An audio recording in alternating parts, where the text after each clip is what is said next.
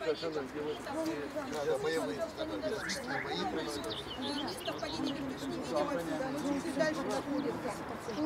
действительно вот такой высокий мыс.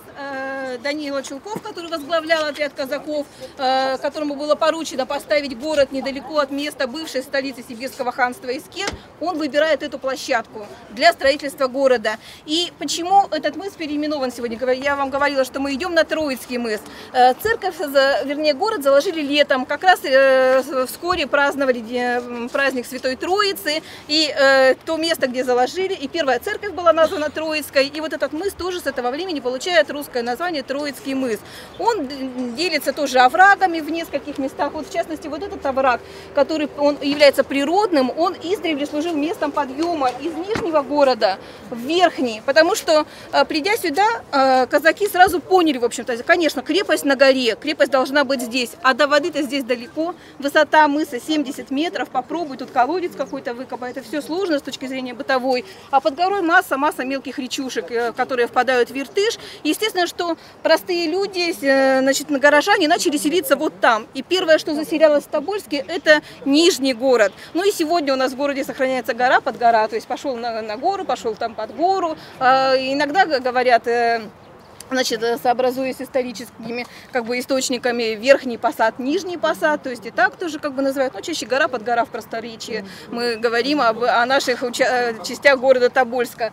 Ну, естественно, что вот основная историческая застройка, она там и сохранилась, в подгорной части Тобольска. А здесь на горе вот эта вот крепость с течением времени поделился Тобольский Кремль на две части. То есть сегодня мы с вами видим одну часть, окруженную высокой белокаменной стеной. Когда-то такая же белокаменная стена была и на том участке Троицкого мыса, который через Клинской взвоз от нас отстоит. И там размещался воеводский двор. То есть воеводы находились там и правили Сибирью. И вот это трехэтажное здание, это своего рода такое средоточие власти над огромнейшим краем, над Сибирью. Именно оттуда сначала воеводы управляли Сибирью. Именно Тобольск становится главным городом сибирским с 1590 года, то есть через 3 года после своего основания, через несколько лет вернее. И именно отсюда отправляются отряды казаков, стрельцов, которые ставят новые остроги. Тобольск осваивал Сибирь. Тобольская администрация в этом участвовала прежде всего. И в результате территория, которую управлял воевода, сначала Тобольский, а затем губернатор, распространилась от Урала до Тихого океана. А когда Аляску начали присоединять, изучать, то и Аляска входила в ведомство Тобольского губернатора, управлялась отсюда из Тобольска Тобольским губернатором. А вы знаете, вот как раз тоже Семен Ульянович Ребезов, наш замечательный картограф, летописец и архитектор, он о тоболяках того времени говорил: во все стороны летячая стрела, тоболян езда. То есть это вот действительно Тобольск центр, из него как лучи, распространяются эти отряды, которые ставят новые остроги на территории Сибири, которые осваивают этот край, изучают. И вот не так давно у нас в Тобольске появился замечательный музей «История освоения и изучения Сибири». Он располагается в усадьбе Дунина Горкавича. Если бы у вас была такая многодневная программа, там бы тоже стоило побывать, но, по крайней мере, зайдите на сайт хотя бы там, города Тобольска какой-нибудь, посмотрите, что там за музейчик. И вот в этом музейчике как раз рассказывают о том, как изучалась Сибирь, как она осваивалась. Беринг здесь бывал неоднократно. Миллер, который написал первое историческое произведение о Сибири, описание Сибирского царства. Бичурин тоже, да. Он, так судьба распорядилась, что он преподавал в Тобольском Знаменском монастыре, он находится под горой. Ну вот мы рядышком с той церковью, шпиль, который очень такой стройный, высокий, недалеко от этого места находился Знаменский монастырь. И действительно, его выпускников там очень много, очень известных, ярких, интересных личностей из его выпускников, в том числе как преподаватель, связан со Знаменским монастырем Акинф Бичурин. И именно здесь, в Тобольске, он, в общем-то, видимо, его судьба решилась, он решил стать синологом. То есть как-то обстоятельства все-таки ссылки, его же сослали сюда, они повлияли на то, что он искал, куда приложить свой недюжинный ум, талант и так далее. И, видимо, именно сначала же он едет в миссию просто в Китай, и это подвигает его дальше к научно-исследовательской деятельности, и мы получаем такого выдающегося первого синолога в стране, первого синолога, не востоковеда, конечно же говоря. То есть удивительная действительно судьба.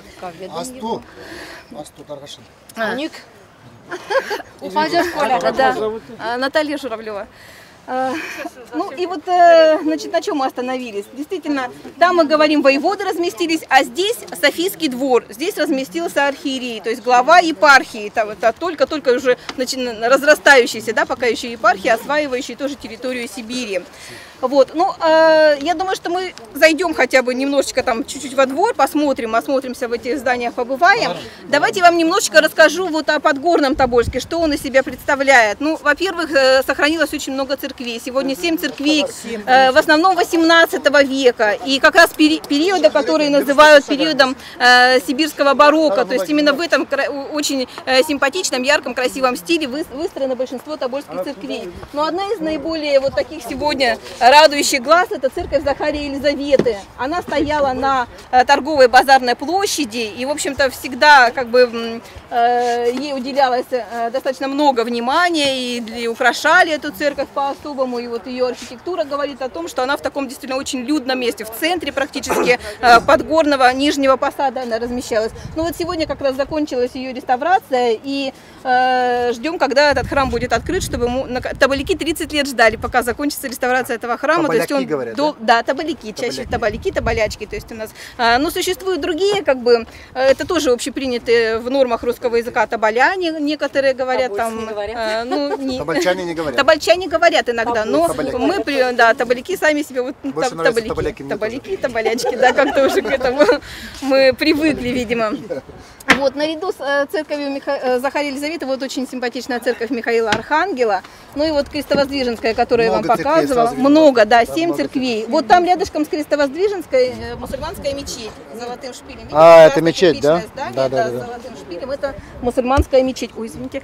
И под горой вот здесь польский костел, то есть город изначально многонациональный, многоконфессиональный, и, в общем-то, все здесь очень мирно уживались на протяжении многих и многих столетий, несмотря на то, что вот на тот момент, как начиналась сибирская история, да, все-таки это присоединение земель, это вхождение этих территорий с коренным населением в состав русского государства, то есть, но, в общем-то, все это происходило достаточно и регламентировалось правительственными указами в достаточно мягкой форме, потому что по-другому было нельзя. Край огромный, для того, чтобы его освоить, нужны были колоссальнейшие просто ресурсы. Не сообща, что называется, порознь это было сделать невозможно, естественно. В освоении Сибири участвовало все население Сибири, ну, в той или иной мере. Я думаю, что вот, если есть у вас еще, давайте я вам немножечко расскажу про одно удивительное, уникальное здание, и мы с вами дальше будем двигаться, хорошо? Почему вот я хочу на нем именно остановиться? Вот оно невзрачное, такое, казалось бы, небольшое, двухэтажное кирпичное здание, но уникальное, вот через дорогу от нас, через дорогу от Польского костела, да, двухэтажное с красненькой крышей. Вот, да, недавно закончилась тоже его реставрация. Почему уникально? Потому что столько громких имен тобольских связано с этим зданием. Во-первых, когда-то оно принадлежало тобольским купцам Корнильевым. А Корнильевы не просто купцы, а купцы очень просвещенные. Они завели типографию, вернее, бумажную фабрику, и тут же при ней открыли типографию. А это была единственная провинциальная типография, в которой выпускали не просто, там печатали бланки, которые необходимы были для губернского правления, а выпускали книги и журналы. То есть явление просто для провинциальной жизни небывалое. Что? Литературный журнал. Иртыш, превращающийся в эпокрину. Писали и местные авторы, и переводили произведения европейцев. Тот же Вольтер или Руссо, они были опубликованы на страницах тобольского журнала. И можно сказать, что параллельно с европейской частью России, здесь в Сибири, читались эти произведения. А может быть даже и чуть где-то и вперед, потому что это же нужно было переводить еще все эти произведения. Ну и местные чиновники и преподаватели Тобольского народного училища очень активно участвовали в издательской деятельности этих литературных журналов тобольских. Библиотека ученая и вот Иртыш, превращающийся в эпокрену. Ну, кроме того, издавались такие полезные книги, как лечебники, например, там, ну и даже беллетристика. Вот как раз в этом первая книга, которая была напечатана, это беллетристика чистой воды, «Училище любви» она называлась, английская повесть. Ну, а вот Корнильевы, почему я так подробно о них и долго, это предки по материнской линии Дмитрия Ивановича Менделеева. Матушка Менделеева Мария Дмитриевна была как раз из этого купеческого рода Корнильевых, и очень просвещеннейшие действительно вот ее предки, они дали ей, во-первых, образование, и это, да, возможно, послужило как раз вот причиной того, родись бы Менделеев в другой какой семье, и не стал бы он тем, кем он стал. А его матушка, она сделала все для того, чтобы он получил образование, вывезла его из Сибири в значит, Москву, затем Петербург, он все-таки Петербургский университет. И, в общем-то, она верила свято, что мальчик действительно имеет способности к наукам, и она не ошиблась в своем сыне. Это, в общем-то, показывает нам судьба Дмитрия Ивановича Менделеева. В этом же здании как раз и преподавал батюшка Дмитрия Ивановича Иван Павлович. Он был директором Тобольской гимназии. Это здание после того, как отошло в городскую казну, служило сначала... выполняла тоже роль такого жилого дома. В нем проживал тобольский губернатор Александр Васильевич Алябьев, отец будущего композитора Алябьева. И первые детские годы Александра Александровича Алябьева прошли здесь, в этом здании. Кроме того, Иван Павлович в этом здании учил Петра Павловича Ершова, который не родился в Тобольске, известный автор сказки «Конек-горбунок», но он приехал сюда 10-летним мальчиком, и вся его жизнь дальнейшая, за исключением петербургского периода университетского, связана именно с нашим городом Тобольском. Значит, смотрите, какое созвездие и так имен: Алябьевы, Корнильевы, Ершов, Менделеев, декабристы в этом здании бывали. У нас тобольская колония декабристов 15 человек. К нам сюда в ссылку попали после уже Восточной Сибири, после того, как они отбыли сроки каторги. И многие из них бывали в этом здании, потому что они были очень деятельными людьми. И им хотелось, чтобы в Сибири, ну мало того, что их дома уже сами по себе становились центрами культурной жизни города, литературные салоны, музыкальные вечера, новейшая литература, которую они выписывали из Центральной Европы, из России. То есть все это делало их интересными в общении просто людьми, высокообразованнейшие люди. Они еще и старались послужить обществу. Это, в общем-то, была главная задача их деятельности. Здесь в Сибири к ним не относились как к политическим преступникам, а именно как к образованным людям. И они несли вот эту миссию. И благодаря в том числе декабристам, хлопотам декабристов, в Тобольске появилась первая женская школа. В Сибири это произошло в 1852 году. То есть в 19 веке первое женское учебное заведение в Тобольске. Как раз Ершов был уже инспектором гимназии, он активно в этом участвовал, помогал и, в общем-то, тоже свою роль в этом положительную тоже сыграл в этом деле. Впоследствии эта школа была преобразована в гимназию. Вот это красненькое красивое здание рядышком с Михаило-Архангельской церковью. Это здание построено уже в начале 20 века, трехэтажное. Оно как раз это строилось для женской Мариинской гимназии Тобольской. И сегодня там тоже школа, первая школа города Тобольска. То есть традиции какого-то образования, история этой школы. Представляете, детям, каково они учатся в этой школе, зная, какие у нее традиции давние, корни, в общем-то, то есть и эта школа всегда славится тем, что у них очень сильные историки и очень сильная краеведческая работа в этой школе, серьезно очень проводится, и мы, в общем-то, им тоже благодарны за то, что они это поддерживают, вот этот огонь любви к родной земле, к родному краю. Что? Школа номер 1 города Тобольска. 104 тысячи. 104, небольшой город у нас. Вот так сложилось, что его историческая судьба, то есть столица Сибири, 18 век расцвет Тобольска, а 19 век, 1839 год, губернское правление было переведено отсюда из Тобольска в Омск. И вот та же Фанвизина, например, декабриста, которая здесь жила, жена декабриста Фанвизина, написала: чиновников вымели отсюда. Это как бы такое ощущение, что город вот действительно опустел мгновенно, потому что ушли военные, ушли чиновники, а это ушла как раз вот та образованнейшая часть города. С одной этой стороны, ну, конечно, местная интеллигенция осталась, ничего здесь не произошло. Остались главные в Сибири учебные заведения, как Тобольская губернская гимназия, например, и очень хорошие традиции культурной жизни города, конечно же, они здесь остались. Но сам город в экономическом отношении от этого много потерял. А потом еще миновала железная дорога Тобольск, не провели сюда железную дорогу, хотя этого ждали, как вот началось строительство железных дорог, да, и этого ждали. И в 19 веке, в конце 19 века об этом говорили, и в начале 20 века ловили все вот эти новости, где там уже сейчас вот рядышком в Сибири построили железную дорогу, и думали, что вот-вот уже скоро и путь железной дороги придет в Тобольск, потому что, выручали тут, конечно, пароходы, движение в основном осуществлялось по рекам, в том числе вот по Иртышу, и тут поднялись новое поколение таких, как в середине 19 века, новое поколение сибирских купцов, это пароходовладельцы. Пароходовладельцы, рыбопромышленники, они делали историю города, в основном в этот период, они делали архитектуру города, как, допустим, купцы Корниловы прекрасный особняк отстроили как раз на деньгах, вот, которые заработаны были вот на пароходстве, да. Но как раз Дмитрий Иванович Менделеев, он лишь однажды после своего отъезда сумел побывать у нас здесь, в Тобольске, вернуться на родину в 1899 году. И он в тот приезд, как никогда, наверное, понимал, он говорил: в Тобольске исторически и самой природой скоплены судьбы всей Западной Сибири. И сюда необходимо проводить железную дорогу, говорил он, потому что Тобольск тогда сможет показать свое выгоднейшее экономическое положение. Только тогда он сможет проявить все свои, тот потенциал экономический, в том числе, который у него есть.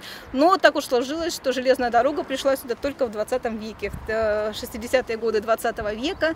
И город получил такой второй мощный толчок для развития со строительством здесь Тобольского нефтехимического комбината. В этом году этот комбинат празднует свое 40-летие. В 1974 году началось его строительство, и вот сегодня это градообразующее предприятие города Тобольска разрастается и держит вот этот Тобольский промышленный комплекс, будем так говорить, города. Ну и помните, я вам в начале просто нашей встречи сказала, что 2003 год стал судьбоносным годом для Тобольска. Приезд Владимира Владимировича Путина, президента, который, увидев вот так же Кремль Тобольский, выйдя сюда на смотровую площадку и пролетая над Кремлем на вертолете, тоже полюбовался просто ландшафтом города, его памятниками, архитектурой. Он издает указ о создании на базе Тобольска, на базе историко-культурного наследия города Тобольска, туристического центра Западной Сибири. Что, в общем-то, сегодня, ну пусть не так быстро, наверное, как нам бы хотелось, но это делается. Активизировалась реставрационная работа, активизировались благоустроительные работы в городе. То есть это дало вот ту нам надежду на то, что мы все-таки будем развиваться и будем с удовольствием принимать гостей. У нас появится много-много музеев. Ну, смотрите, да.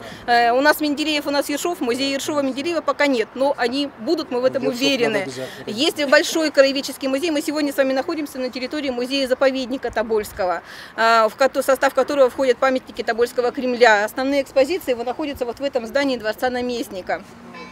Значит, и еще несколько филиалов. Вот в тюрьме есть экспозиция, еще в одном здании, первом здании музея располагаются экспозиции. То есть в планах вообще когда-то тобольские музейщики видели создание 16 музеев, как минимум, на территории города Тобольска. И в том числе вот как раз под Чеваш, куда мы с вами отправляемся, вот уже, я думаю, очень скоро, чтобы нам хватило времени на все. Это тоже нам видится как большущий музей-заповедник, такой с разными направлениями деятельности, которые можно к этому месту применить, потому что памятник уникальный со многих и многих точек зрения, но об этом мы там подробнее поговорим. Я вам хочу представить наших замечательных историков: Алексей Васильевич Нескоров, который будет, в общем-то, нашим главным гидом по Чевашу, и Наталья Петровна Турова, тоже археолог.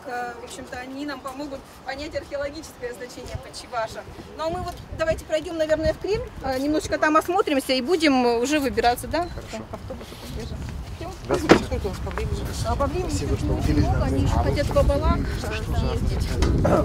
Установить все-таки там. Союз чувашской молодежи, СУАР, местам чувашского народа и Волжской Болгарии.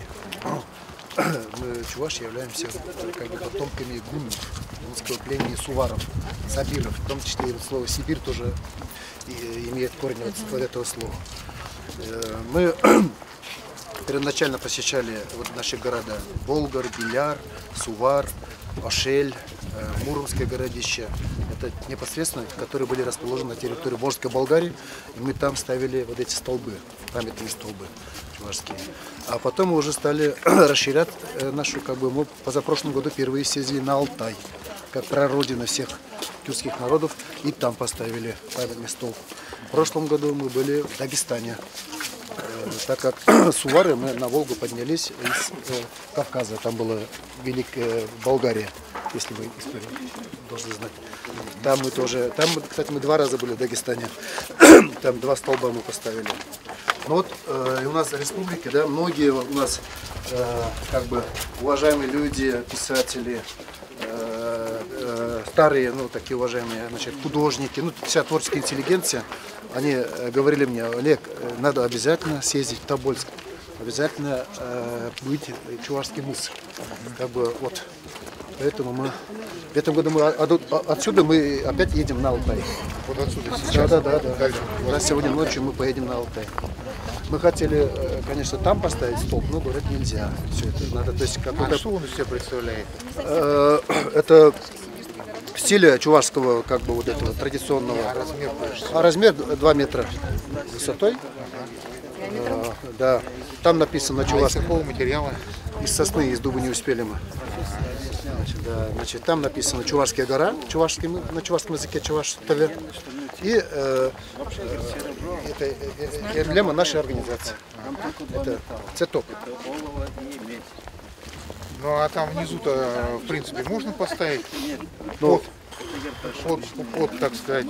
если разрешите, мы поставим с удовольствием. Но Не, ну не вози же вам его туда. Или вам без разницы, они у вас типовые. не типовые, мы каждый раз его вручную рубят мастера. Нет, я имею в виду, что на нем написано, что это должен стоять Да, здесь. да, там написано Чуваш. Тогда надо все равно каким-то образом здесь где-то оставить, потом когда-нибудь со временем, если вот музей будет там создан, я считаю, это что было бы- на территории музея такой столб может иметь место. Если нам скажут, мы с удовольствием Там поставим. наверху, видите, памятник природы и археологический памятник. Там вам его никак не поставить. Наверху не можем, мы только внизу Да, можем, только конечно. внизу. Не боимся чертей. Да, нет, ну, может, что он какой-то дисбаланс он не несет, он ничего такого Так не... а там сейчас ничего и нету, чтобы дисбаланс Ну, носил. это как бы приветствие от наших предков здешним Ну это с одной стороны, да. предкам. Осталось впечатление, что он в настоящее время закрыт на реставрацию. Дом стоит, да? Дом стоит.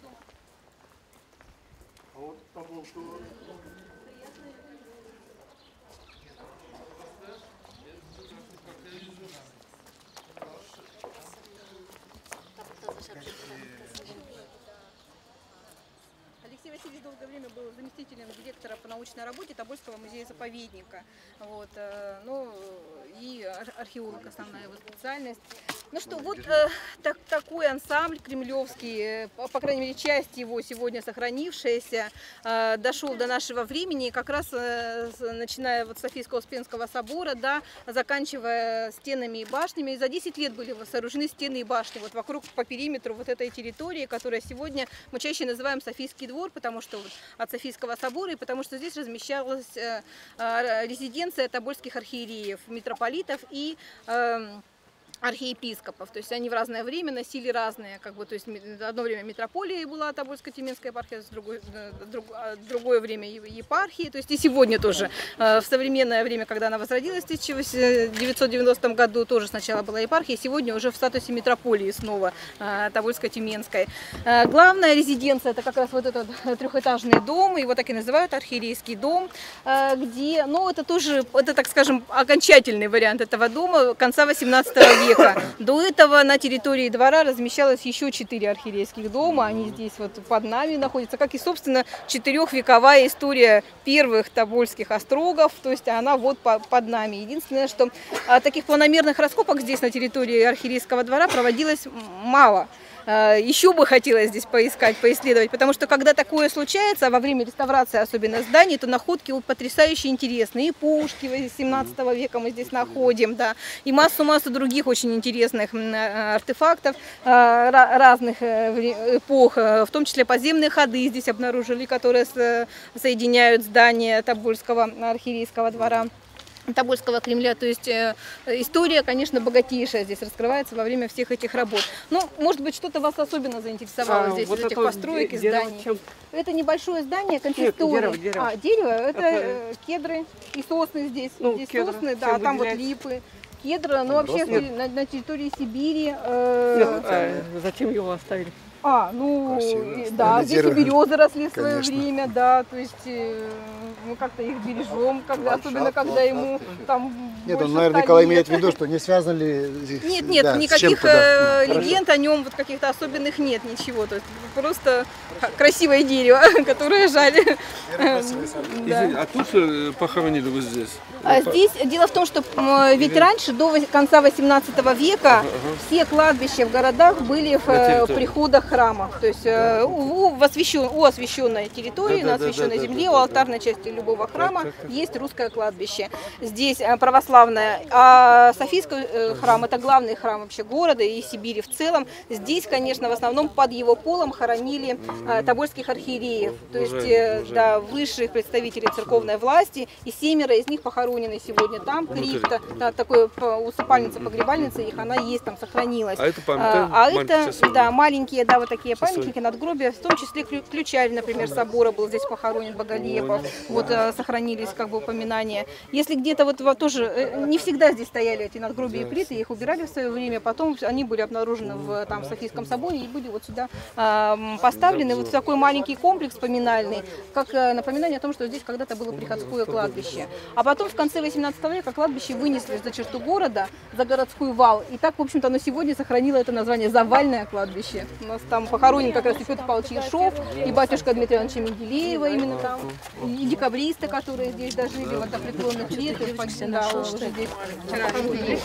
Этот город Менделеевск, в который мы едем, там же табличка стоит, типа здесь там Менделеев что-то жил. Это как связано с Менделеевым нашим, который Менделеевск.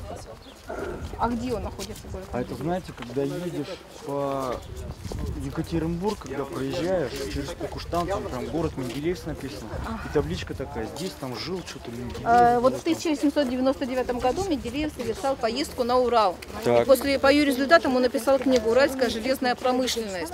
Если это как-то входило в его маршрут, то, возможно, так это связано. То есть он там останавливался. У нас он неделю прожил во время этой экспедиции. Где-то, может быть, в тех краях он тоже прожил. Ну, как, он сам родился здесь? Родился в Тобольске он. В Тобольске в Менделеев, 1834 году. сделал. Дмитрий Иванович Менделеев. Здесь в Тобольске. Да, прожил до 15 лет. Матушка его увезла в университет. Ну, после этого он здесь не бывал. Вот, я говорю, единственная его командировка, служебная поездка на Урал, она произошла в 1899 году. И здесь он еще недельку пожил. Понятно. Просто вот не мог не воспользоваться. Этот вопрос надо выяснить. Вот мне, ну я поищу тоже этот город Менделеевск. Какая это получается? Это... Что в отряде Ермака тоже чувак. Да, Куртин, конечно. Да, имя у него Ермака-то, не крещенное имя. Некоторые считают, У нас очень много этих. Нет, у нас до сих пор есть Урмаков, Урмак, Ермак, Армак. Это некрещенные чувашские имена. Есть деревня Ермак. Это некрещенные чувашские имя. Но так, наверное, не утверждаем, что автобус-то ваш где? Там? сказали там, где стоянка. Туалет надо еще. Безобразные, значит. Там какое-то сооружение пытаются построить, непонятно что. Но вот вы увидите, если подниметесь туда. Значит, там по городищу провели дорогу, засыпали часть рва, часть там 2 вала. Вот тоже куски и вал снесли. Ну, увидите тоже. Вот. Там памятник природы распахали, значит, памятник природы засадили елками. Наталья, нам даже столб запрещаете ставить. Видите, Да, что творится? то есть вы можете поучаствовать в добивании почти своим столбом, да? А можете поучаствовать в защите. Понимаете? Вы скажите нам, что надо делать, чтобы мы были защитники, мы сделаем. Вот надо что делать? Отнестись к этому месту как именно уникальному историческому культурному пространству, которое вот объединяет, в частности, и Западную Сибирь, Тюменскую область сегодняшний день, и вот Чувашскую республику, хотя бы так. Ну да. То есть место, которое объединяет какую-то значительную часть России. Да. Поэтому, естественно, к нему надо относиться по-другому. Его надо беречь, его надо прежде всего сохранить. Вот об этом, мне кажется, самый главный разговор. Сейчас разговор и идет, Да. как раз. А вот что касается вашего столба, мы же планируем там создать музей. Там есть территория, которая может быть музейной. Вот там подобного рода и должны быть вещи, чтобы каждый ребенок, допустим, даже через 50 лет из Чувашии приехал туда, увидел там что-то свое, понимаете? То есть, чтобы это было место узнаваемое не только для табуляков. И далеко не все табуляки сегодня его узнают или знают о нем даже, да? Вот. А чтобы оно было в России известно. в Сибири известным местом, объединяющим таким местом, местом дружбы народов, проникновения культур там и так далее. Оно так и есть, там проникновение культур так и есть, там, потому что и связь и с казанским ханством и прослеживается, и чувашским народом, и местным там уникальное это место. Ну вот у нас очень много как бы статей, выступлений по Чувашскому мысу республики. У вас там такой был начальник Транснефти чувашской. Василий Васильевич, да. Василий Васильевич, да. Вот ваши коллеги Оренбург, когда-то были у нас на конференции, обещали мне вот его Книгу? труд по орнаменту. Но так и не привезли. Нет, я вам подарю, значит, его книгу, три тома «История чувашского народа». Там есть. Да? Да, вот сейчас. Да, ну спасибо. Вы мне оставьте свой адрес, я просто вам буду. Ну конечно, так если с собой ездить, это было бы еще лучше. Но не Нет, в этом ну, дело. Я хочу сказать, что у нас сегодня, у нас здесь, в Тобольске, в Тюменской области, таких патриотов нету. Понимаете? То есть у нас вот эти вот руководители всех этих Газпромов и прочих там Транснефти и так далее, они стараются только свои интересы, невзирая ни на что, ни на то, что это памятник, там не памятник. Ну, честно говоря, для вас это не должно быть большой финансовой трудностью, мне кажется, для вашей Мало того, области, богатый край. уже речь даже не идет о том, чтобы у них какую-то копейку выпросить. Речь идет о том, чтобы они просто не разрушали, не уничтожали. Сейчас, вон, То есть это совсем иная ситуация. Потому что вот, например, в Татарстане, вот для меня это вообще образец вот того, как надо они относиться к Болгар как населению. делали, Беляк. А мы, кстати, на обратной дороге мы посетим могилу Василия Николаева. Будем в этой деревне, где он родился в Башкортостане, и поставим концерт. Я хочу купить вот что-нибудь. Очень важно. Пусть люди знают там, какая система охраны существует у нас сегодня. Вот таких уникальных объектов. Расскажи, Наталья Викторовна. Не хочет рассказывать даже. Чего бояться-то? Ну, потому Нет, что я не действительно- боюсь. Нет, потому что действительно страшно, потому что органы власти говорят: ребята, рушат ваш памятник, да? Нравится он вам? Ну, что-нибудь думайте сами. Мы деньги получаем, значит, у нас бюджет есть, зарплату дают. И нам хорошо. Все, не лезьте вы к нам со своими этими памятниками. Вот примерно суть этого дела. Потому что логика такая, что Мне вот этот, нельзя подать в суд на этих разрушителей, потому что там нет таблички, флаги там. что это памятник археологии. А табличку нельзя ставить, потому что придут черные копатели, тоже разрушители. И это все раскопают. То есть в любом случае кто-то уничтожит, а они, главное, вот как святые. Мы ничего не делаем, кроме нам на карточку зарплата идет, даже мы и тут ничего не делаем. Все замечательно. Ну и естественно, вот результат. Сейчас посмотрим. Такое место, оно вообще уникальное. Вот кто был в Аркаиме? Или слышали вообще? Вот вы были. Вот сравните как очевидец. Как выглядит то городище Аркаим, которое имеет уже... А в Аркаиме мы тоже были? Мы были Мы посещали Аркаим. И вот это городище. Вы посмотрите, что это оно более зрелищное даже. Вот то самое, кстати, городище, по версии вот ваших ученых, там вы называли фамилию Дмитриев, да. и у нас тут есть Тычинский такая, хотя она на самом деле Гафурова. Ну, татарка, то есть. Это я на это намекаю. Вот. Значит, они, вот эти люди, эти ученые, они считают, что вот это городище, которое мы сейчас с вами посетим, оно и есть как раз то самое городище, в котором жили вот приведенные оттуда, с территории тогдашнего Казанского ханства чуваши. Ну да. Вот. Отсюда и мыс Чувашский. Да. Я, конечно, с этим не согласен. Но Дмитрий тоже об этом говорит. Это одна из, одна из каждого 10 может быть. версий о происхождении названия. Ну понятно, но название четко говорит, что связано именем Чуваш. Любая Чувашский, гипотеза, да. кроме самых людей. Согласен. И для общества. Вот если вы докажете, что это действительно городище чувашское, именно этническое, Одной стаканки будет меньше нашей это истории. будет здорово. Мы будем это использовать. Доказательство уже само осталось. Чувашский мыс. Само название уже. Да. Это доказательство. Название могло меняться. Ведь Это- вот у меня это- не случайно в руках карта. Это карта слишком- Ремезова. Я думаю, что слишком слабое. вы знаете эти карты, да? Слишком простое. Олег Михайлович, карты Ремезова видели? Ну вот она в маленьком масштабе распечатана, чтобы просто как бы было видно. Ну вот мыс под Чувашской. Мыс под Чувашской. Говорит летописец Не начала чувашский, 18 века. а Под под чувашский. Чувашской. Но это примерно то же самое. Это лингвистика. У нее такая игра. Вот Наталья знает, когда я работал в этом музее, у меня ни выходных не было, ни отпусков вообще. Но при этом я Алексей, а в детстве меня звали Леня. Ну, то есть в деревне не очень это различают. А Леня по местным понятиям это ленивый. То есть получается, что вот как бы я ни трудился, я все равно буду ленивый, потому что у меня имя Леня. Так и с этим. Поэтому только на лингвистику мы не можем опираться. Значит, есть средневековые чувашские культуры должны существовать. Я думаю, что наши археологи займутся этим. Да, там вместе с вами. Там вели вообще раскопки? А? Археологические раскопки вели? Ну, вот вели, но в этом месте они были неудачные, то есть там слоя не обнаружено. Есть есть такая, но дело в том, что там же они велись очень точечные, не масштабные. Ну да. Вот. Как шурфы, наверное, просто.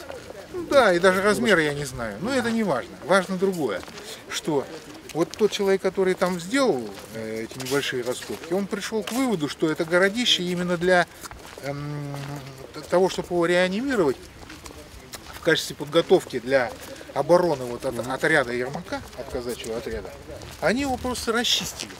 Поэтому, естественно, все вот эти культурные напластования, они ушли. Да. Но это же тоже гипотеза, это тоже надо перепроверять. Поэтому важно, чтобы действительно был музей. А вот хорошо, что ваши люди вот были на Аркаиме, потому что я бы хотел с вами как раз обсудить, а возможно ли здесь такой же музей?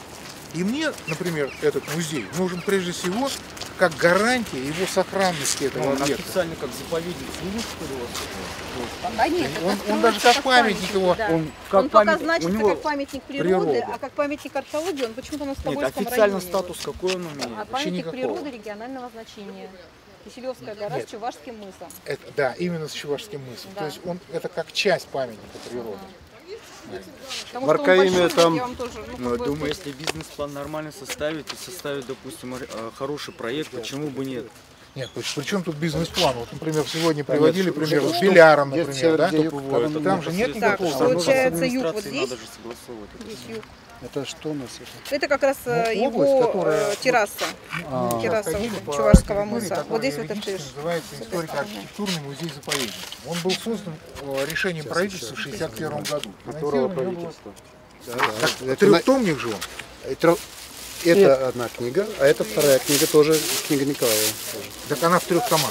Да. Ну вот речь шла об этой. Об этой книге? Хорошо. Не, ну вы можете мне все подарить. Я Моя говорю, библиотека в распоряжении всех желающих. Иллюстрированная история Чувашей. Вот Да. это. Хорошо, отлично. Эта книга, вот Николай Манатович Герков? все орнаменты здесь. Ман которые фотоаппарат вы говорите, Ман не бедошь. томник, там нету орнаментов так таковых. Ну то я говорю, что мне надо все подарить, а я Наталье буду давать читать, как только у нее Не. будет свободное время. Мы, Да, мы в Наталью влюбились, мы ее без подарка не оставим. Конечно, она нас встречала, звонила, сколько Ну переживала. ладно, да. все, будем нас Значит, вместе обмениваться. Я вот тогда уже по солнцу сперва начать. Да. От нашей делегации, от Так, я паломников, тоже один дам. память о нас, да, и о нашем народе. Мы хотим подарить вот такую иллюстрированную, значит, книгу Василия Васильевича Николаева «Иллюстрированная история Чувашей». Тут начиная с древнего эпоха, античность. Вот. В принципе, все основные моменты тут есть. Большое вам спасибо за то, что вы нас встретили. Вот. Мы просим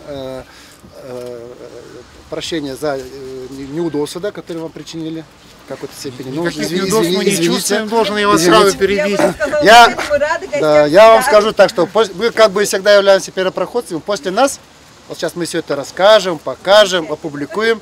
Я думаю, что много-много еще из Чувашской республики тут будут делегации. Тем более тут руководство Чувашского культурного центра Тюменской области представлен.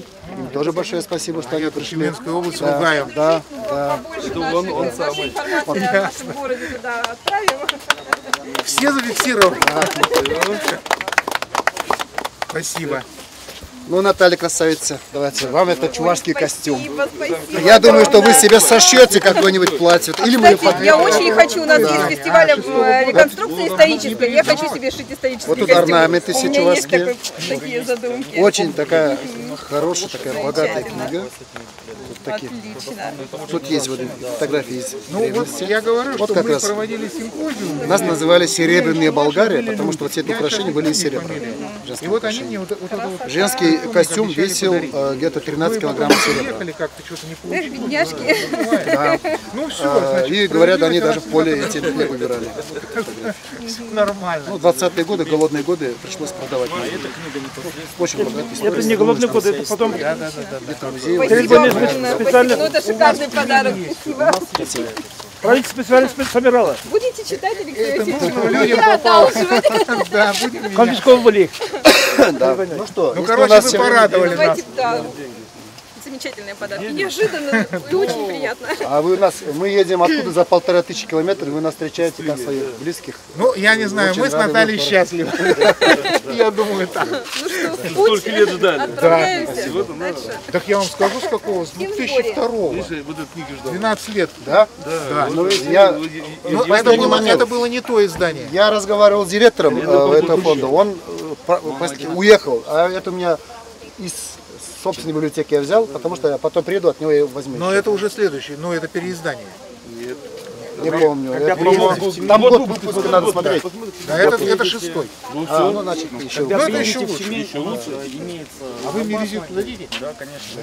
То есть, когда приедете в Тюмень, мы вам это... Да, вот подарим Чувашский буклет, культурный потому центр что у них нас тоже имеется есть там материал. трехтомник тот уже. На улице энергетика. Ладно, обязательно. Спасибо большое. Ну что, поехали? Поехали, давайте, да. Теперь я уже в нетерпении вам шею. То есть, Наталья, мы с вами уже сейчас прощаемся? Или Мы с с нами вами есть? идем, у нас там тоже А, дело есть. Прощаемся. Вот еще одна Наталья, кстати, Турова.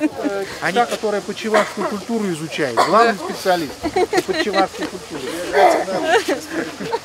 А теперь уж никак без этого. Потому что если мы будем восстанавливать все-таки истину по поводу... Надо вам эти гуманитарный институт наш. Он раньше назывался научно-исследовательский институт языка и литературы. Ну, сейчас назвали его гуманитарный. Там есть много материалов. Ну, в общем, союз археологов Чувашии и Тобольска будет вот она. Минимум купим. Русская Болгария нас тоже интересует.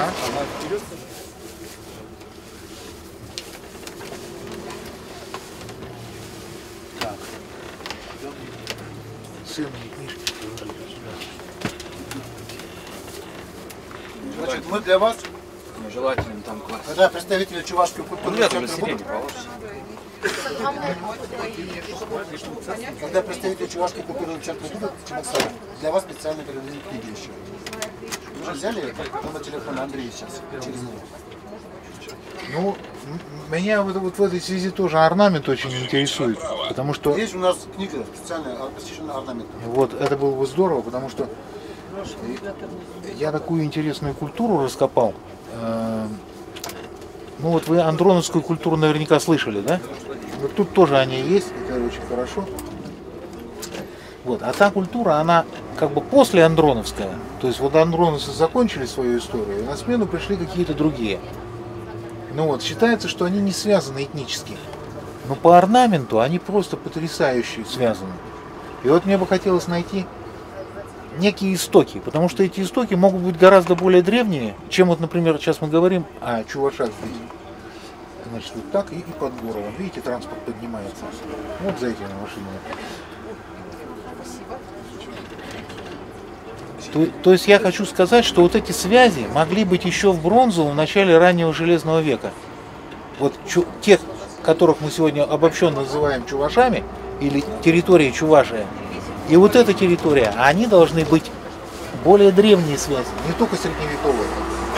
То есть я хочу сказать, что вот эти чуваши, которые сюда пришли, чуваши, а им было за обычай сюда ходить. Это было не первое их посещение вместе с Кучевым сюда. Налево также повернуть, видите, да? Через 300 метров возьмите левее.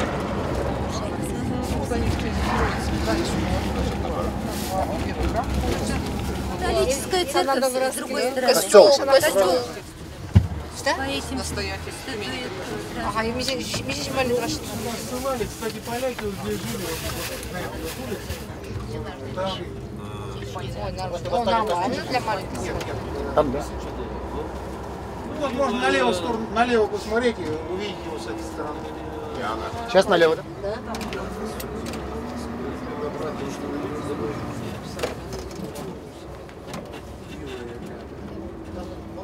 Ну и вот к этим самым надолбам туда. Да. И территория огороженная. В прошлом году еще ворота были.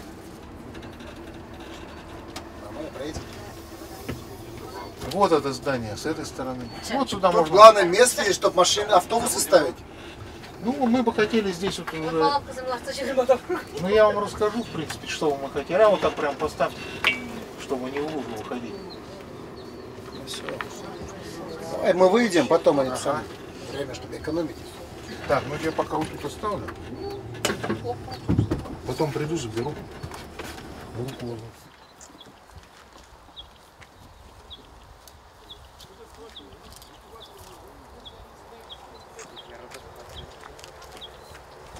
Поедем, там поедем. Мне не нравится. Я люблю через вот эту дырку.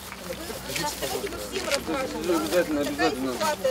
Есть два пути. Один от реки Иртыш вдоль вот там вот этого серенького забора, Вот который оттуда, тянется, вот оттуда, да. вот так вот пройти пешком и подняться. А есть короткий путь. А есть вот такая очень маленький лаз вот в этой Стене. Будем? Мы же спортивные люди, да? Я, конечно, застряну, но Не-не-не, вы пройдете. Да, мы недавно опробовали на председателя комитета по культуре и туризму. Нормально он пролазит. Значит, Тихо. вот это место, вот оно супер историческое. Вот чтобы было совсем понятно, то у нас в Евразии вообще, в Сибири в частности, как в части огромной Евразии, Евразийского континента, вот таких мест, ну я вот затрудняюсь даже найти аналоги. Посмотрите, вот здесь находится Чувашский мыс, вы о нем кое-что знаете. Вот чуть дальше, 15 километров якобы от этого места, или 12, находилась столица Сибирского ханства Исхер. Вот между этими двумя точками, между вот этим Чувашским мысом и Искером, находится так называемое ханское кладбище. Там тоже мыс, Саусканский мыс. И вот эти три точки, чем они хороши? Значит, Искер, Кашлык или Сибирь, это вот название столицы Сибирского ханства, которое в свое время, это вот применительно к сегодняшней истории России, и письменной истории России, оно добровольно вошла под руководством Едигера и Бикбулата, добровольно вошла в состав России. Потом через какое-то время приходит Кучум, находится в составе России, потом выводит, как Крым в свое время был выведен из состава России. А сейчас вот он снова вернулся, и прошло какое-то время, сюда вот на это место, то есть вот в третью точку, сюда вот пришел этот Ермак со своими казаками, со своим интернациональным казачьим отрядом, и снова вернул все это дело в состав России. Это касается исторического прошлого, в общем-то недалекого, с точки зрения огромной истории, там, которая здесь начинается в бронзовом веке, но уже более-менее хорошо известная, а может даже и в неолите. Так вот, все это находится на небольшом участке. А вот эти вот люди, все родственники вот этого Едигера и Бикбулата, родственники Кучума и их предки, они похоронены вот на том мысе, который находится между вот этими двумя мысами. Значит, Искер, столица Сибирского ханства, и вот это вот Подчеваши или Чувашский мыс. И вот смотрите, какая интересная и трагическая судьба. Искера, по сути дела, нет. То есть столица Сибирского ханства, она исчезла в водах Иртыша. Сейчас то же самое происходит вот с этим мысом. Вот на этом месте Сибирь окончательно вошла в состав огромной страны Россия. И стала она супер огромной с вхождением Сибири, то есть великой державой. Вот отсюда началась Великая Россия. И смотрите, вот Иртыш делает свою работу, мы это дело увидим, когда вот если там на дамбу выйдем, наверное, мы все равно сходим в любом случае.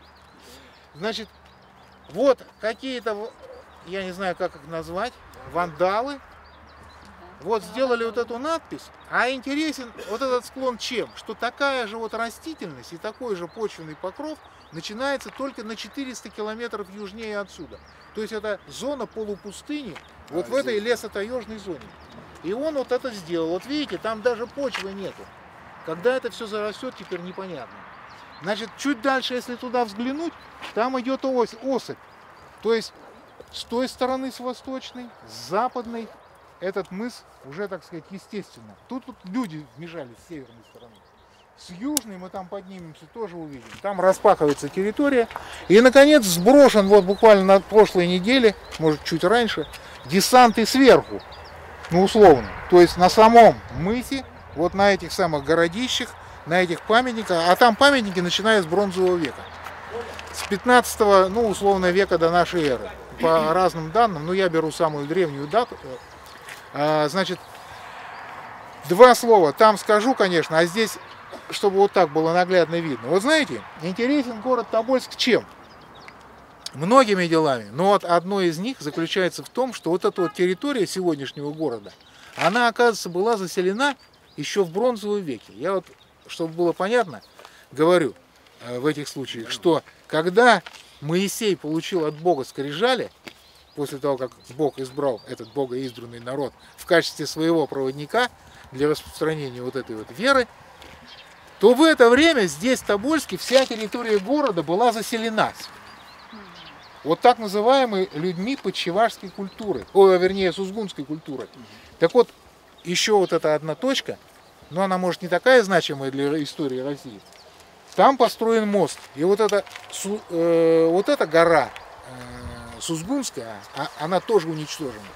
И вот вы сейчас находитесь на одном из драматических по времени, таких переломных моментов вот этой колоссальной, большой, длинной истории, когда она просто на наших глазах исчезает. Может быть, вы, тьфу-тьфу-тьфу, одни из последних, кто видите этот мыс, потому что вот там Иртыш бьет и фактически вот на этот уровень выходит, но это с той стороны будет видно. То есть есть даже версия у геологов, что он пробьет вот это, выйдет на территорию севернее Кремля и вот эту часть смоет вообще всю. То есть, а опыт есть у Иртыша, у него есть отдельные участки, сверху мы их увидим. Но не конкретные вот эти примеры. Да, он на 250 километров, на отдельных участках изменил русло, представляете? Да. Так что ему стоит этот километр прорыть? Согласитесь? Это он весной, да? Круглый год работает. То есть тут вот такие вот переплетения истории. Ну все, на родину. Так,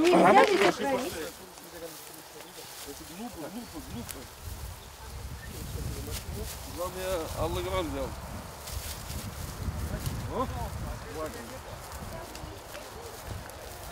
И вот в чем опасна вот та надпись, видели, да? Да, вот она превратит в конечном итоге, если ученые сейчас не найдут способ это закрепить, а найти невозможно, потому что я сам туда лазил, чтобы посмотреть, что там действительно сделал этот человек. Там зацепиться абсолютно не за что. То есть там даже вот так вот садить по одному этому растению, это полынь, там разные сорта полупустынной полыни, она не приживется, понимаете? Естественно. Да. То есть вообще непонятно. Это песок с небольшим процентом глины, поэтому это сухо.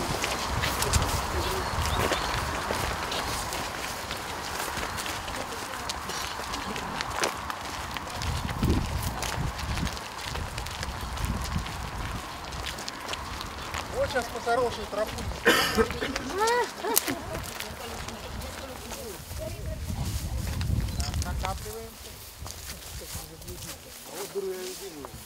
Там интересно, сколько человек работали-то? Вот передайте по цепочке, что вот эта вот точка, мы потом на нее вернемся, с той стороны зайдем. Вот здесь стоял хан Кучум. Это уже достоверно выяснено. Значит, и наблюдал за ходом того так называемого сражения, которое произошло здесь. А вот вы, когда сами побываете на ней, вы убедитесь. Элементарное стратегическое мышление, которое присуще каждому человеку, даже женщине, это подтвердит. Но есть, есть очевидные вещи. Воды нет, да? Ну согласитесь, никакая женщина для того, чтобы драться с своей соседкой, не спустится в какую-нибудь ямку, где она не сможет не видеть соседку, не повернуться. Нет, женщина выбирает самый высокий. Ух ты, это дыра.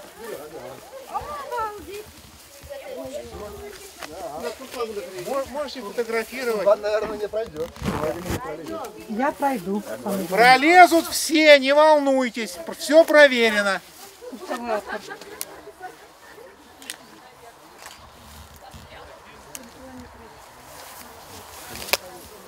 Хорошо, что эту дыру сделали.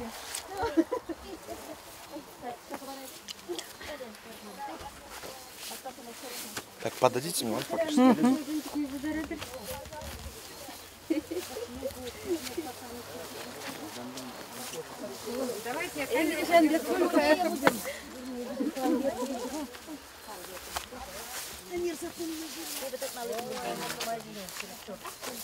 Технику. Подержу вам камеру вот туда.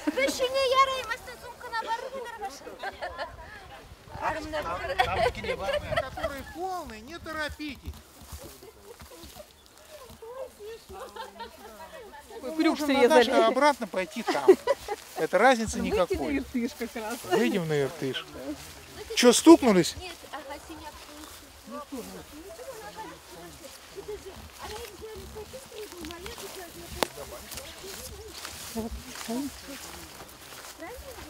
Хорошо, здесь такое разнотравье, очень красиво.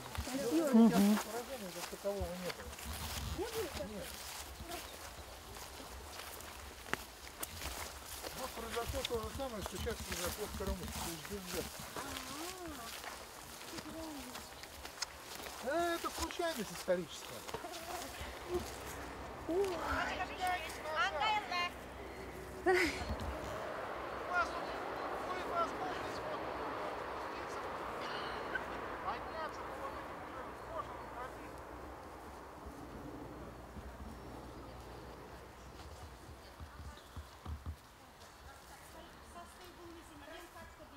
Не меня, пожалуйста. Только к краю не подходите, там трещины. Мана ялабай герзилерха. Сейчас.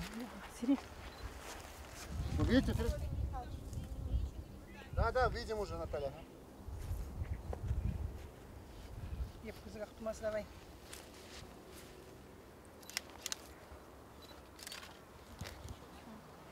Строят вот такое сейчас, да, когда благоустроят, да, хороший вид открывается на Иртыш, такой очень живописный. Одно из живописнейших мест наряду с Троицким мысом по-чевашски. Ну, вот если бы не вот это сооружение безобразное, конечно, мы бы немножко другие сейчас эмоции здесь испытывали. Во-первых, это первозданная природа, то есть вот то, что сюда цивилизация не пришла. И это счастье большое, что такое место в нетронутом виде сохранилось до нашего времени.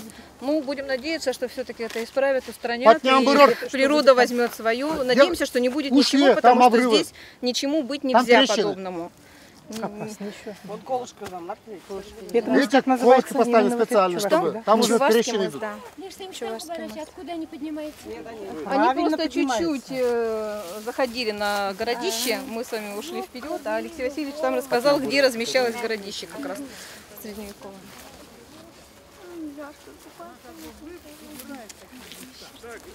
Что здесь хотят делать? Не знаю.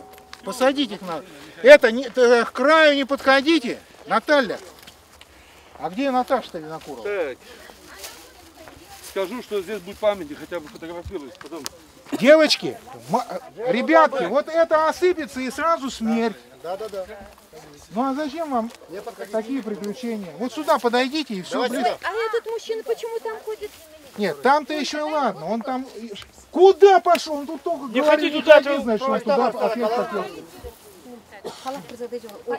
Есть у меня такая маленькая слабость. Я буквально какие-то фрагменты скажу, чтобы было понятно, вот, допустим, с той ситуацией, которая вот в летописи там описывается по-разному, в частности, у того же Ремезова, что вот это сражение между отрядом Ермака и войском Кучума, оно шло вот на всей вот этой вот огромной территории. Ну, согласитесь, что это не могло быть, если у Ермака было там 500 человек всего.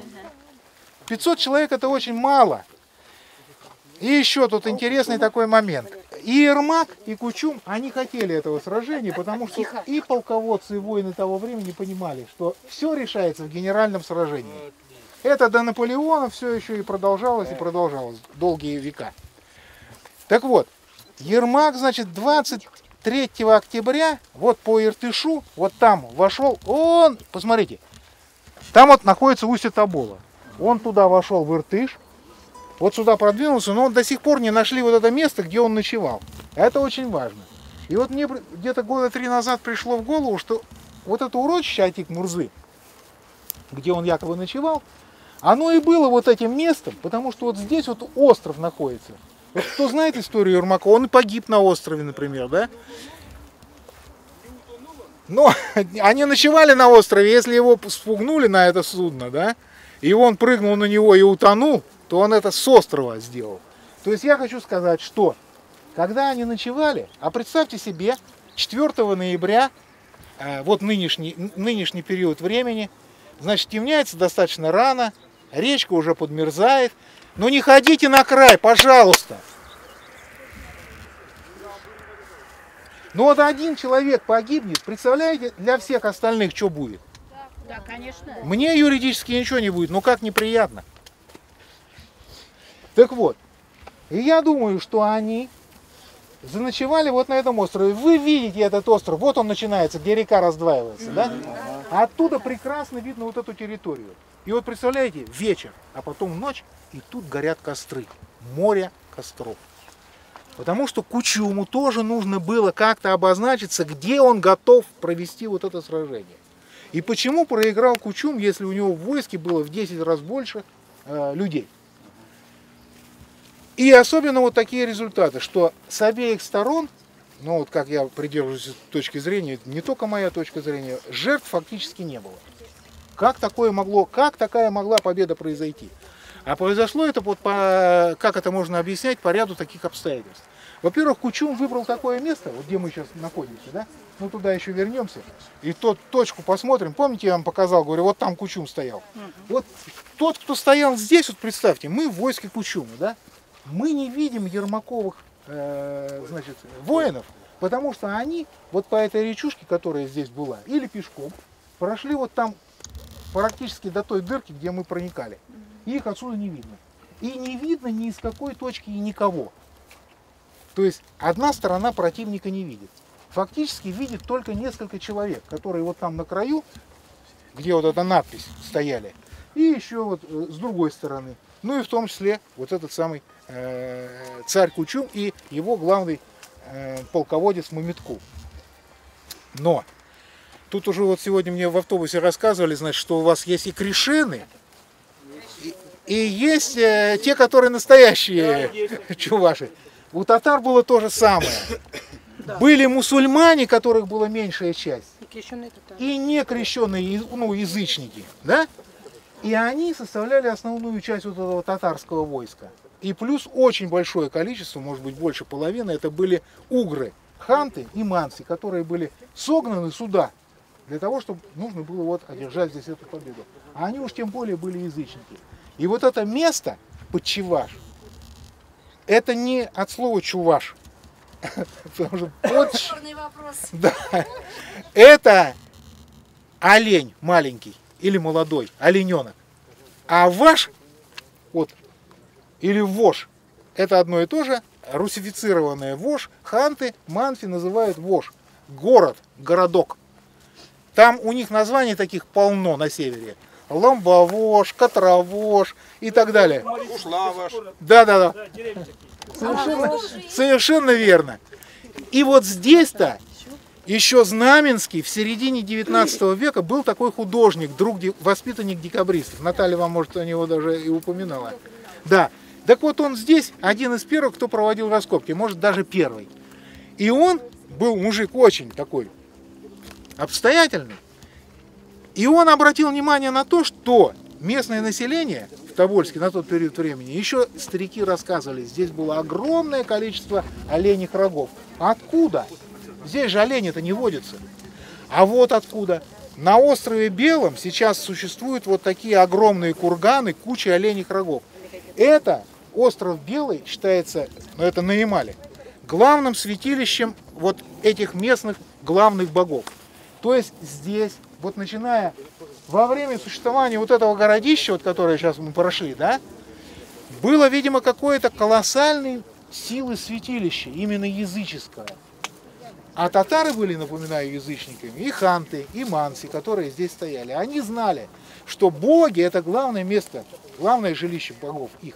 Они не дадут им вот, потерпеть поражение перед этим пришельцем. А произошло ровно наоборот. А у них, поверь, так: если Бог тебе не служит, значит он служит твоему соседу. Либо его надо в печку, в огонь, либо его надо отлупить, наказать. Ну, в общем, вот так. Но верховные боги, их не накажешь. Поэтому, когда они поняли, что что-то происходит не то, они решили, что боги на стороне пришельца. И через 4 дня они принесли продукты, меха и приняли присягу новому человеку. Вот это одна из причин, почему Кучум остался без войска. Но это уже, так сказать, детали. А теперь мы, наверное, туда пройдем, чтобы встать на место, где был Кучум, и посмотреть, как он видел отряд Ермака, и как это все произошло. А когда я говорил про вот эти костры, они дали возможность Ермаку, вот ночью, там летописи говорят, собраться и сказать: ну что будем делать? Или драться и погибнем, или уходить обратно и замерзнем. Потому что на лодках они сюда пришли, река вставала, морозы уже. И они решили драться, но на самом деле они не дрались. Поэтому так получилось, что и жертв не оказалось ни с одной стороны. Но мы это увидим, почему. Вернуться немного назад. Ну, вы хотели сфотографировать? Давай групповой. Вот как здесь музей сделать, чтобы сохранить все это дело? Ну, вот от такого. Ну, во-первых, нужно лестницу сделать, подниматься. Проект. Нет, лестница, да, музей-то. Проект. Ну, прежде всего, нам надо оградить, наверное, свободный доступ ночной, чтобы там не заезжали, не отдыхали. Там дорога есть, я смотрю, да? Правильно? Вот там недавно вот эти люди вот как сделали вот эту дорогу. По ней ездить нельзя. Там по полю, вот мы поехали с замглавой города в прошлом году, осенью, и его оштрафовали. Да. Представляете, на легковой машине, на его лично. А эти ребята вот неделю назад сделали эту дорогу. Не ночью они работают, днем работают. Да. А вот по поводу этого места, может, расскажете? Говорят, здесь был курган. Да, вот я и хочу сказать, что вот этот, вот этот вот комплекс наверху, на котором мы сейчас находимся, он из себя представляет, ну, наверное, не менее 5 археологических памятников. Ну, самые древние, я вам говорил, что Тобольск был заселен вот на этой территории. Это удивительное явление, но тем не менее современная территория Тобольска была заселена еще 3500 лет тому назад. То есть в 15 веке до нашей эры. То есть это во время Моисея выхода из Египта евреи в Тобольске не просто жили люди вот на этой территории, они всю эту территорию заселяли. Так вот, их погребения, грунтовые могильники вот этой сузгунской культуры, а также керамика этой сузгунской культуры, она вот, ну, во-первых, погребения найдены были здесь, а во-вторых, вот эта керамика, она по всей площади распространяется. И вот это самое молодое городище с самыми мощными такими рвами, вот с вами я ходил, да? Вот там найдена вот эта керамика. Да вот мы сейчас вот здесь нашли. Вот эта керамика сузгунской культуры, то есть получается поселение раз сузгунской культуры и могильник грунтовый 2. Это то, что известно в науке. Теперь идем дальше. Значит, в 9 веке здесь существовала, и она была здесь именно выделена, так называемая подчевашская археологическая культура. Так вот, подчевашской археологической культуры здесь городище, вот это большое, вот которое было вот нарушено там, вот этой дорогой, которая сюда приведена, где ров засыпали, значит, 2 вала там смели в этот ров, чтобы им легко было туда ездить, чтобы им на том свете черти бы их задрали за это. Ну и вот, это вот 3-й археологический памятник. 4-й. Наталья Турова где? Здесь она была. Наташа. Значит, 15 вот этих курганов, они эпохи подчевашской культуры или это Сушимская? Курган это раннее. Там ранние. 15 курганов, которые копал Знаменский, и потом этот самый. Там ранние курганы. Нет, а ранние какого? Саргат есть. А есть еще и Саргатский, то есть получается, что может быть даже здесь не 5 памятников, а даже 6. или еще больше. То есть разновременные курганы, и один из самых крупных находился вот на этом месте. И вот они его снесли. Те-то курганы, они были раскопаны и находились вот в этой стороне, но не все. Какие-то сохранялись. Ну а вот эти ребята, вот эти люди, которые вот это построили, они вот этот самый мощный курган... Ну тут, получается, и землю увезли. Нет, они не увезли, они ее растолкали по сторонам. Они не до материка тут скрыли. То есть они его просто уничтожили. Вот так вот, раз, рассыпали. Вот. То есть, я вот вам перечислил несколько видов археологических памятников разных эпох. Ну и последнее по времени, это вот городище Мумиткула, или вот считается, что чувашей, по-вашему чуваш, да, по-нашему чувашей, по-сибирски, по-западно-сибирски, они заселили как раз в это городище, но это легенда. То есть археологических подтверждений мы пока не нашли. Вот, наверное, в перспективе найдем. Ну, то есть, в любом случае, вы прекрасно понимаете, что это уникальное место, и вот даже по этому виду вокруг, да, и вот древние-то были, они не дурнее нас с вами, а может быть даже и умней, потому что вот они так варварски, как вот сегодняшние вот эти вот строители, или вот эти лесонасадители, или вот эти вот посвятители, значит, своим этим самым любимым вот таких вот надписей, которые вы сейчас видели, они этого не делали. То есть они относились по-божески ко всему этому, потому что они были духовные люди. А у этих вот, которые делают эти вещи, у них дьявольская духовность. Вот я для Тобольска вывел такой новый тип православной духовности под названием инфернальная духовность. Ну, грубо говоря, это черная, это антипод духовности, дьявольской духовности, потому что, ну, нельзя уничтожать, это Пушкин нам завещал, любовь к отеческим гробам. Вот они как поступают с этими гробами. То есть как будто цель ставится специально уничтожить нашу историю, стереть следы пребывания, понимаете? Ну то есть это я даже не знаю, как это можно вообще все оценить. Ну ладно, тут можно слезы много проливать, но проливать их не надо. Надо виновных найти, следствие провести и наказать примерно. Сейчас законодательство усилено. С 5 лет до 6 лет лишения свободы вот за подобного рода вещи. Ну, скорее всего, и если наша это православная церковь, то посадить всех, начиная с митрополита.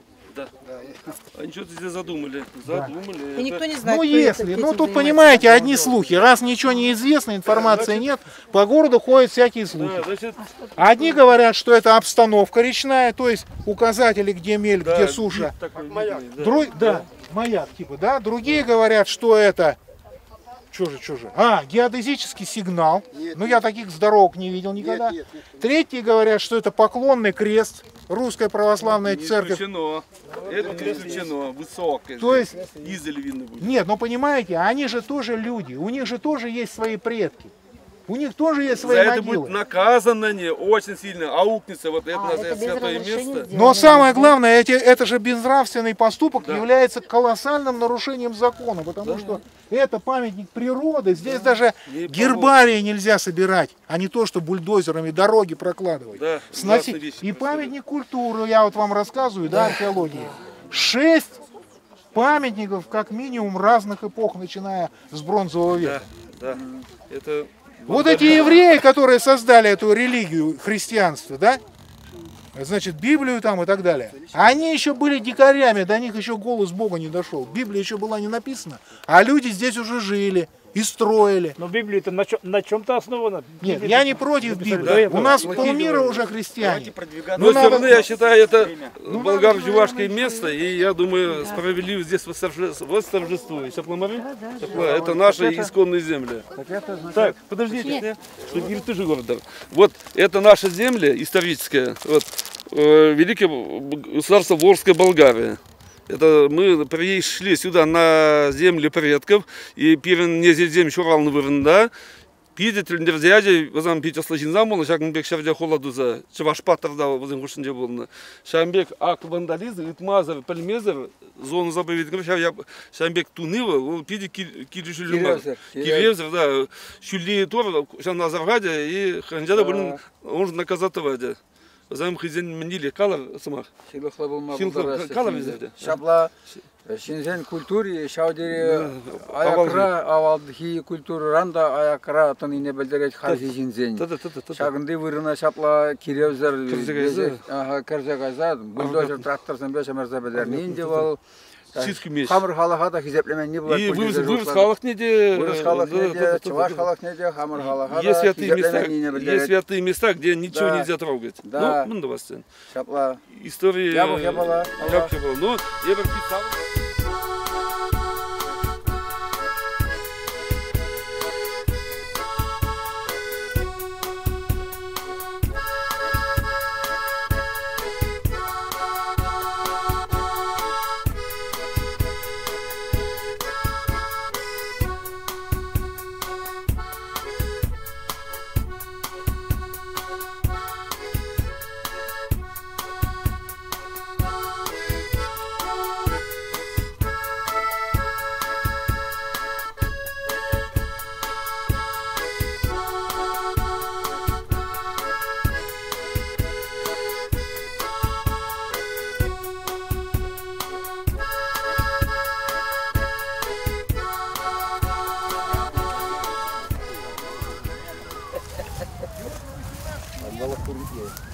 Люди, которые стоят вот на этой кромке, это единственные люди из огромных 10-тысячной армии, ну пусть даже 10-тысячной армии Кучума, которые видели, что же произошло. И вот это-то и изгубило их. А что произошло? Значит, казаки пришли и встали вот за этой стеной. Тогда стены не было. Возможно, и вот геологи в этом году подтвердили, что здесь была вода. Возможно, они даже на лодках сюда зашли. И для них тогда все эти стрелы, если даже ружья у них бы были, у Кучумовичей, то толку бы никакого не было. Потому что, во-первых, очень большое расстояние. Ближе подойти, чтобы обстрелять, невозможно. Поэтому летопись отмечает, ну не летопись, а синодик Ермаковым казакам, то есть поминальная запись церковная, говорит, что здесь погибли, смотрите, кто? Иван, Акул, Корчига и Богдан Брезга. Вот смотрите, сколько человек получилось? Иван, Акул, Корчига и Богдан Брезга. Ну, ясно, что Богдан Брезга это один. Возможно, Акул имел фамилию Корчига. Но в любом случае их не больше 4. Так вот эти же самые люди перечисляются как погибшие, им тоже память, но только уже не великая, как погибшим здесь. Потому что здесь было главное сражение. После этого сражения Ермак вошел в столицу Сибирского ханства, Кучум ее оставил. Значит, а они погибли через 40, примерно с небольшим, 42 дня на Абалаке. Перечисляются эти же Иван, Акул, Корчига и Богдан Брезга. Если они погибли тут, они могли там погибнуть? Нет. А если они погибли там, они могли тут погибнуть? Нет. Вот я сделал такой наивный вывод, что они погибли все-таки там, потому что в истории запоминается все то, что, наверное, позже, да? Это чисто технически. Но выясняется, что Богдан Брезга вообще погиб в походе на Великую Орду. То есть они еще могли путаться ого-го. Потому что казаки, которые давали свидетельства, могли записывать монахи, которые, значит, это... И в итоге вот такая штука получается. Но я обратил внимание на то, что во всех летописях говорится о ранении Мамиткула. Мамиткул — это племянник Кучума, который фактически возглавлял сражение. А если речь идет о сражении, и если погибли какие-то более серьезные силы или люди, то об этом бы тоже, наверное, что-то было. А тут выясняется, что именно он через 40 дней задал трепку Ермаковым казакам на этом самом Абалаке, где погибли те же самые, что погибли здесь. А как это могло быть, если человек получил такое ранение, что после чего все стали разбегаться? И вот теперь вам всем будет понятно, почему они стали разбегаться. Вот здесь, вот видите большую березу, да? И вот тот овраг кончается, выходит в большой. Была засека, которая упоминается во всех летописях. То есть Кучум, который стоял вот на этом холме, он выбрал такое место, где у него был 100% шанс победить. Не было ни тысячной доли шанса у казаков выиграть это сражение. Но Кучум был кочевник. А кочевники, вы знаете, они умеют нападать, но почти никогда не умеют обороняться. Поэтому он так себе придумал меры защиты, причем с этой еще засекой, то есть поваленным лесом, То есть, если бы казаки пошли, которые там стояли, вот так, как мы сюда шли, наступление, нас бы всех, если сейчас люди стояли вот тут с луками, а луки в тот период били до 120 метров, то есть как пищали, а в некоторых случаях даже и дальше, и точнее. Всех бы нас кончили, пока мы шли. Поэтому казаки, конечно, никуда не пошли, они стояли и стояли. И тогда молодой горячий Мамиткул и спросил разрешения на контратаку. Они, о чем свидетельствуют летописи, разобрали засеку и хлынули туда. А вот как вы шли, сейчас можно видеть, особенно вот здесь и здесь. Сколько в ряд тут может стать человек? Ну, максимум 4. Если вот тот был на лошади, ну, максимум 2. И вот тогда кто-то оттуда выстрелил. И, скорее всего, почему тот смог возглавить сражение после тяжелого ранения? Скорее всего, это была контузия. Например, пуля попадает куда-нибудь в область груди или головы. Человек, а те, которые видят, а видят всего столько, вот стоящие здесь, потому что поверьте мне, я все проверил, все точки просмотрел, ниоткуда не видно, только отсюда. А эти видят, что упал мертвый. А те, которые сзади спрашивают, а что там? А эти говорят, да что-то страшное. А те-то, которые идут за ним, они же толкают. И там начинается куча мала у этой засеки. А Ермак, вот в чем его сила ума? Это сила ума прежде всего. Он сказал, не стреляйте, я думаю так. Поэтому жертв не было. И когда, все равно он думал, ну знает ведь кошка, чего мясо съела-то так-то, всегда же. И он думает, но если выкрутимся, то на перспективу лучше дружеские отношения. И вот я думаю, это все привело к тому, что пока вытащили Мамиткула отсюда, вот те, которые решили, что их боги стали работать на того, который пришел, но их-то здесь не было. Здесь-то стояли именно мусульмане, которые пришли из Средней Азии. И те самые ваши соотечественники, да, которые, скорее всего, тоже были язычниками все-таки. Они вот были язычниками, здесь подтверждают. И те решили, что боги перешли на сторону того, кого вот эти стоящие на этом огромном поле, вон до того леса, даже в глаза не видел. Он был для них невидимкой. И его отряд был тоже невидимкой. То есть произошло вот такое чудо. Чуваши стали христианами только при Екатерине. Нам остается только пойти на то место, где стоял Кучум, если хотите. А можно и не ходить. Пойдем. У нас времени мало. Ну все, поехали. Да, пойдем. Времени мало совсем. Значит, вы напишите какое-нибудь письмецо в наши вот я хотел, охранные органы, чтобы берегли его. Да. Можно губернатору? Мы вам не подставим ничего, если мы напишем письмо, что группа паломников посетила.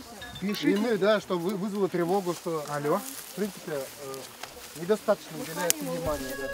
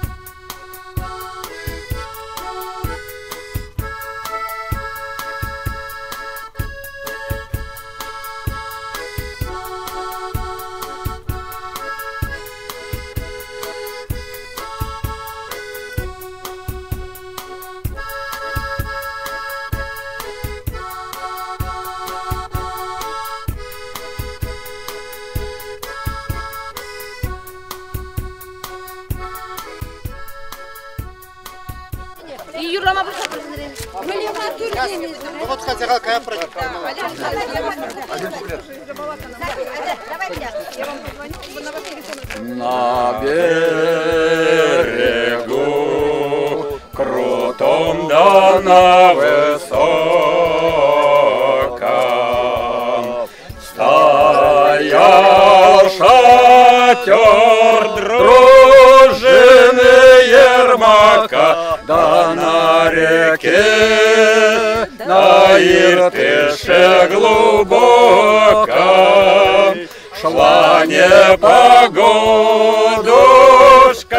издалека. Молодцы!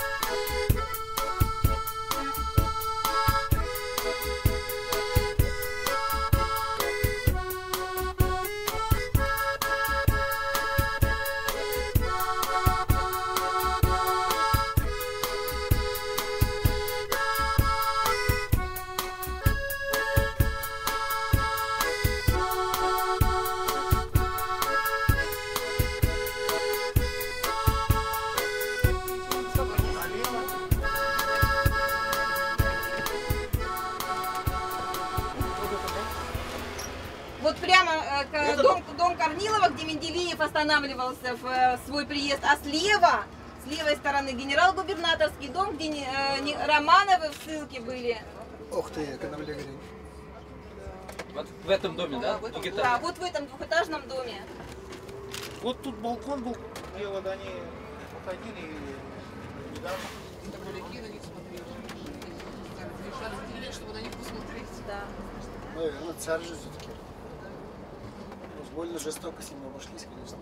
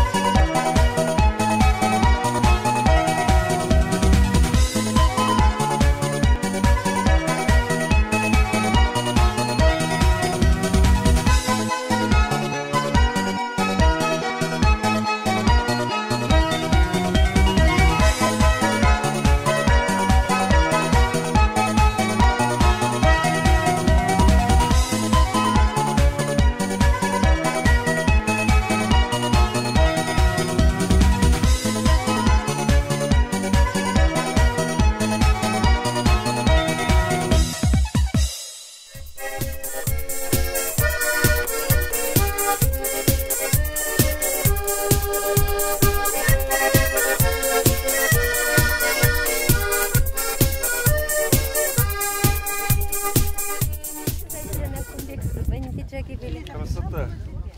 Точно. Сайбек дети. Сайбек. Да. Oldu şakşınışka mın bilemin Стерлицени жаңнан жиндире. Пелицем, япушказем, стерлицем дегунда бурага. Рыб завод кузыки. Гарешаны кылабыз башыт. Калараш. Кунда да калараш, унда да он печик күлүзе, мунда истережин деозем. Кавен міне судаш. воду пускай, да? Карнапада яраш. Вот, вот Улья, куда и надо, это тут пестиция, даже пирдем будары. Куда, я тут сажа бырга. Вот что скажи. Сейчас эти охранники, да, что ходить? Мы место определили, дети же там.